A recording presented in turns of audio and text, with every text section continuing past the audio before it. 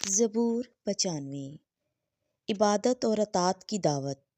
آؤ ہم خداوند کے لیے نغمہ پردازی کریں، اپنی نجات کی چٹان کے لیے خوشی سے للکاریں، اس کے حضور شکر گزاری کرتے ہوئے آئیں اور گیت گاتے ہوئے اس کے آگے خوشی کے نعرے ماریں، کیونکہ خداوند خدائے عظیم ہے اور تمام معبودوں پر شائع کبیر ہے۔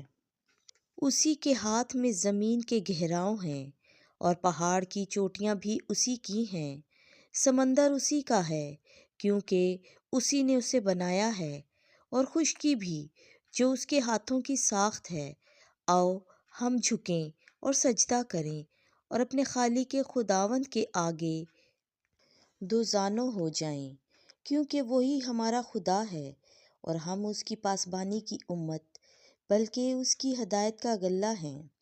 کاش کہ آج تم اس کی آواز سنو، تم اپنے دل کو سخت نہ کرو جیسا مریبہ میں اور جیسا مسا کے دن بیابان میں کیا تھا، جہاں تمہارے اجداد نے میرا امتحان کیا اور میرے کاموں کو دیکھ کر بھی مجھے آزمایا۔